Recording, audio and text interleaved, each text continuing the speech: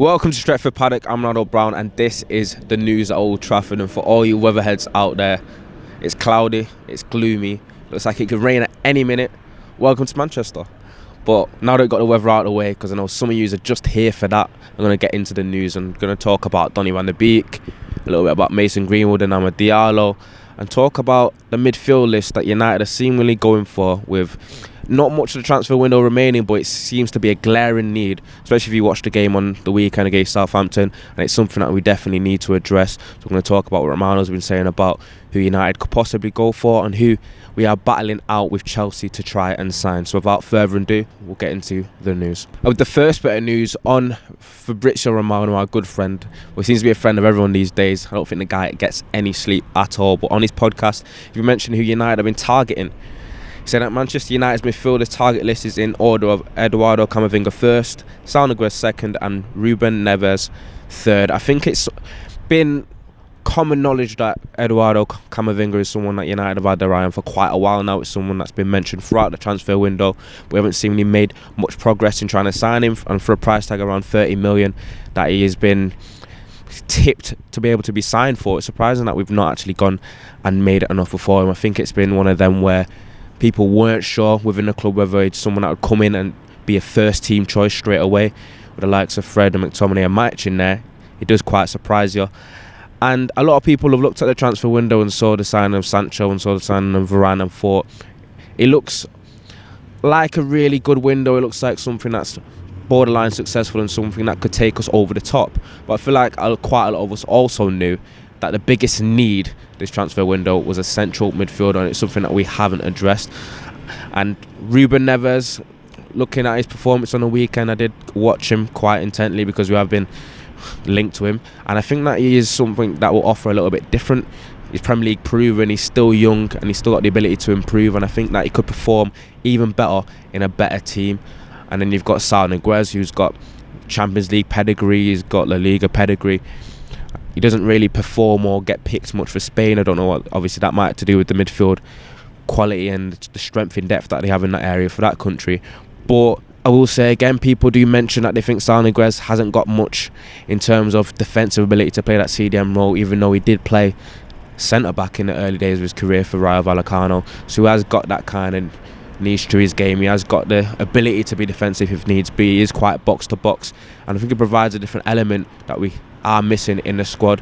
Because if you look at it, Fred, Matic, McTominay, it's not good enough to compete with the rest of the league. Especially, people talk about that we're not got a midfield that's comparable to Chelsea, to City, to Liverpool, to probably even Tottenham and clubs like that we are trying to challenge. But even if you look at the likes of Leicester, West Ham, and you go down a list, our midfield doesn't weigh up quite well to a majority of the clubs in the top half of the table, and that is the worrying factor. I think it'll work when we play in a helter-skelter game against Leeds, and you've got McTominay and Fred who are good for legs and are good for passion, but when it comes to needing quality to break down a team like Southampton or teams that we should beat, we can get found wanting because there's not enough creativity within the midfield, and then ball playing and the playing out can be found wanting in there as well.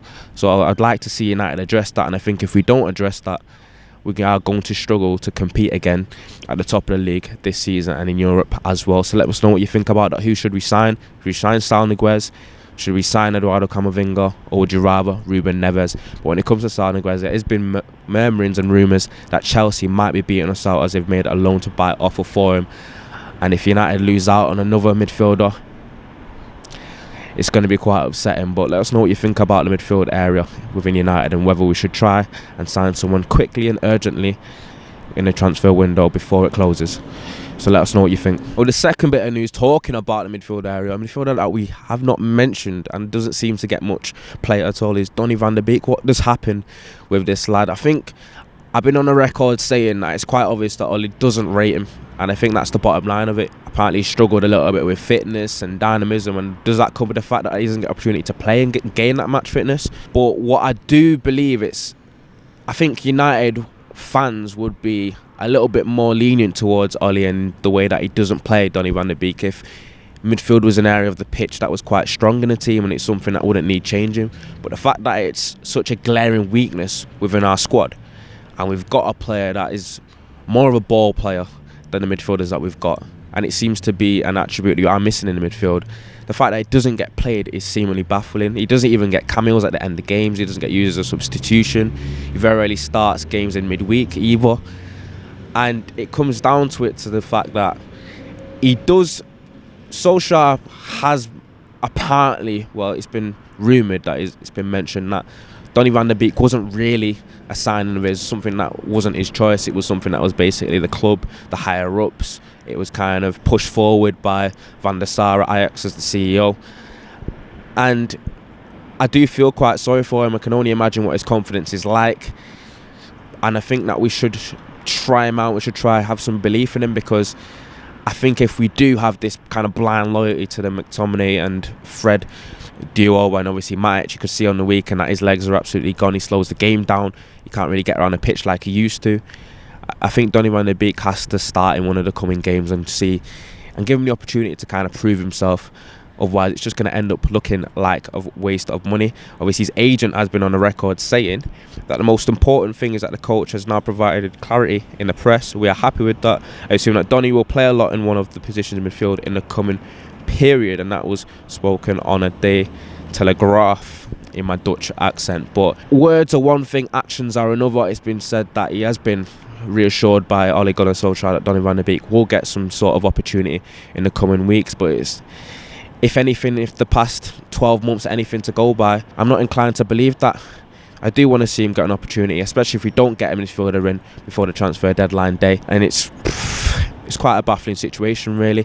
But I believe Donny Van Der Beek deserves a fair chance to prove himself and to get fit. You can't complain that he's not fit. You can't complain that he's not sharp if he doesn't get an opportunity to play in games.